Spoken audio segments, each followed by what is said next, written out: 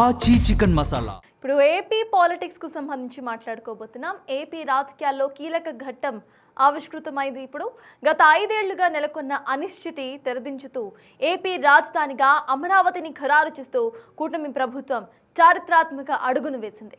CM Chandrababu స్వయంగా రాజధాని అమరావతికి చట్టబద్ధత కల్పిస్తూ తీర్మానాన్ని సభలో ప్రవేశపెట్టారు.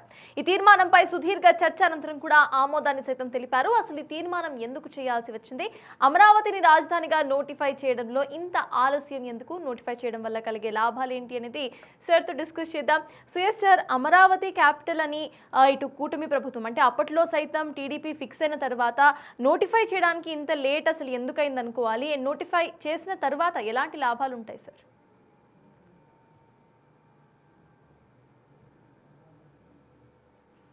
అసలు ఇదంతా ఒక రాజకీయ తంతు. ఎందుకంటే రాజధాని ఇప్పుడు ఎందుకు ఈ తీర్మానం చేస్తే ఏమవుతుంది? ప్రత్యేక హోదా పైన తీర్మానం చేశారు, కేంద్రం ఇచ్చిందా మీకు? అలాగే విశాఖ స్టీల్ ప్లాంట్ ప్రైవేటీకరించద్దని తీర్మానం చేసింది అసెంబ్లీ, కేంద్రం ఒప్పుకుందా?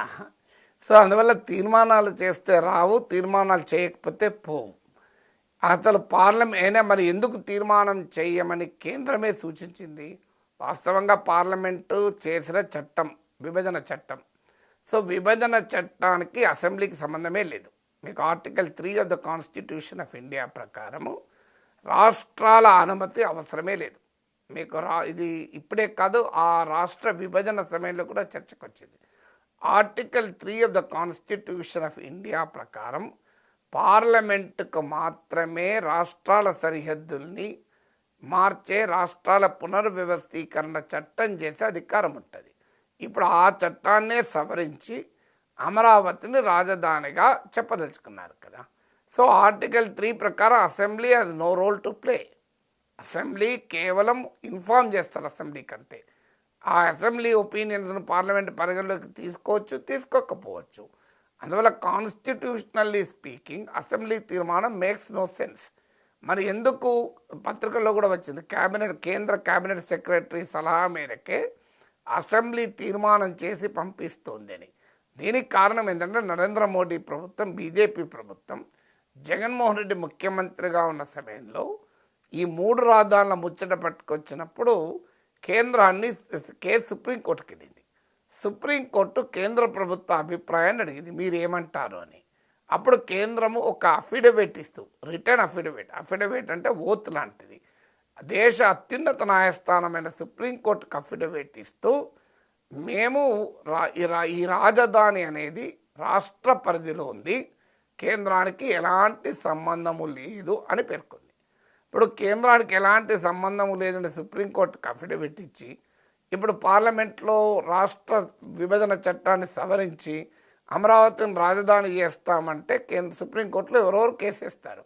అయ్యా కేంద్రం అప్పుడేమో అఫిడవిట్ ద్వారా నాకేం లేదు, సంబంధమే లేదు, అది రాష్ట్ర ప్రభుత్వ ఇష్టం అని చెప్పి ఇప్పుడు మళ్ళీ ఎందుకు కేంద్రమే నిర్ణయిస్తుందనే లీగల్ క్వశ్చన్ వస్తుంది. ఆ లీగల్ క్వశ్చన్ అవాయిడ్ చేయడానికి అసెంబ్లీ తీర్మానం చేసింది. మేము అప్పుడైనా ఇప్పుడైనా ఒకటే చెప్పాం, మాకేం సంబంధం లేదు, రాష్ట్ర అసెంబ్లీ అడిగింది కనుక మేము చేస్తున్నాం అని చెప్తారు. సో అది ఆ కేంద్రం గతంలో అఫిడవిట్ ఇవ్వడం వల్ల వచ్చిన సమస్య ఇది. ఇక ఈ తీర్మానం చేసి చట్టం చేస్తారు. చట్టం చేసినంత మాత్రాన జగన్మోహన్ రెడ్డి ఒకవేళ మళ్ళీ అధికారంలోకి వస్తే రాజధాని మార్చడం ఏమైనా గ్యారంటీ ఉందా? అది పొలిటికల్ డిసిషన్ మళ్ళీ. ఎందుకంటే ఇప్పుడు ఏ చట్టమైతే చేసి అమరావతిని రాజధాని అన్నారు, రేపు మరో చట్టం చేసి రాజధాని కాదని కూడా అనొచ్చు కదా. ఇప్పుడు రాజధాని పైన చట్టం అంటే రేపు వైసీపీకి పలుకుబడి ఉందనుకోండి కేంద్రంలో, they can always do it. కేంద్రంలో లేకపోతే అది వేరే విషయం. కేంద్రంలో వాళ్ళకు పలుకుబడి ఉందనుకోండి, వాళ్ళు మళ్ళీ పార్లమెంటులో చట్టాన్ని సవరించవచ్చు, మళ్ళీ రాష్ట్ర శాసనసభలో తీర్మానం చేసి పంపవచ్చు. అప్పుడు ఎవరేం చేయగలుగుతారు? మీకు అల్టిమేట్గా it is a political decision, not a legal decision. So political decision దీనికి పరిష్కారం ఏంటి? చంద్రబాబు నాయుడు కనుక మొదటిసారి 5 ఏళ్ళ అధికారంలో ఉన్న సమయంలో ఐకానిక్ బిల్డింగ్స్ కనుక కట్టి ఉంటే జగన్మోహన్ రెడ్డి సాహసం చేసేవాడే కాదు. ఐకానిక్ బిల్డింగ్స్ అంటే పర్మనెంట్ బిల్డింగ్స్. అన్ఫార్చునేట్లీ 5 ఏళ్ల పాటు గ్రాఫిక్స్ చూపెడుతూ పర్మనెంట్ బిల్డింగ్స్ కట్టకుండా తాత్కాలిక భవనాలతో అమరావతిని పూర్తి చేయలే ప్రాజెక్ట్ 5 years సరిపోదా? ఇప్పుడు మీకు హైదరాబాద్లో సెక్రటేరియట్ కట్టాడు కేసీఆర్, ఎన్ని రోజులు పట్టింది? సో ఆంధ్రప్రదేశ్ సచివాలయము హైదరాబాద్లో ఉన్న తెలంగాణ సచివాలయం కన్నా గొప్పగా అవసరమా? ఈ మేరకు సరిపోదా? ఎంత అద్భుతమైన సెక్రటేరియట్ బిల్డింగ్ ఉంది హైదరాబాద్లో. కేసీఆర్ కట్టినప్పుడు కాంగ్రెస్ వ్యతిరేకించింది, బీజేపీ వ్యతిరేకించింది, రేవంత్ రెడ్డి వ్యతిరేకించాడు. ఇప్పుడు ఉన్న సచివాలయం ఉండగా మళ్ళీ కట్టినందుకని. ఇప్పుడు సచివాలయంలో ఏ సచివాలయంలో ఉన్నాడు రేవంత్ రెడ్డి? కేసీఆర్ కట్టిన సచివాలయంలో లేడా? అంటే రేవంత్ రెడ్డి ఆ రోజు కొత్త సచివాలయం అవసరం ఏంటని అడిగినా ఈరోజు కట్టి ఉన్నది కనుక దాన్ని ఉపయోగించుకుంటున్నాడు. అందువల్ల నిజంగానే చంద్రబాబు నాయుడు కనుక ఇట్లాంటి సచివాలయం కట్టి ఉంటే, అసెంబ్లీ భవనం కట్టి ఉంటే పర్మనెంట్ది, మీకు ఒక హైకోర్టు భవనం కట్టి ఉంటే, ఈ ఐకానిక్ బిల్డింగ్స్ అన్నీ వదిలేసి జగన్మోహన్ రెడ్డి పోగలిగేవాడా? ఇప్పుడే ప్రజాభిప్రాయం 3 రాజధానులకు ఇంత వ్యతిరేకంగా ఉంది, అప్పుడే ఇంకెంత వ్యతిరేకత ఉండేది. సో అందువల్ల అవకాశం ఇచ్చింది చంద్రబాబు నాయుడు. అది మొదటిగా, అంటే ఐకానిక్ స్ట్రక్చర్ పూర్తి చేయకపోవడం వల్ల జగన్మోహన్ రెడ్డి 3 రాజధానులు పట్టుకురాగలిగిండు. రెండవది, దాన్ని చంద్రబాబు పర్సనల్ బ్రాండ్గా డెవలప్ చేశారు. ఎప్పుడు కూడా గుర్తుపెట్టుకోండి, ఒక రాజకీయ పార్టీ పర్సనల్ బ్రాండ్గా ఒక దాన్ని పెడితే ఇంకో పార్టీ అధికారంలోకి వచ్చినాక దాన్ని ఒప్పుకోదు. ఎందుకు ఒప్పుకోదు అంటే వాళ్ళకు నష్టం కదా. సో అందువల్ల దీన్ని పర్సనల్ బ్రాండ్గా చేయకూడదు. రాజధాని అంటే అన్ని పార్టీలది కదా. ఇది ఒక్క పార్టీ దానిగా మార్చారనుకోండి, ఏమవుతుంది? ఆ పార్టీ క్రెడిట్ ఎందుకు ఇవ్వాలి అంటారు.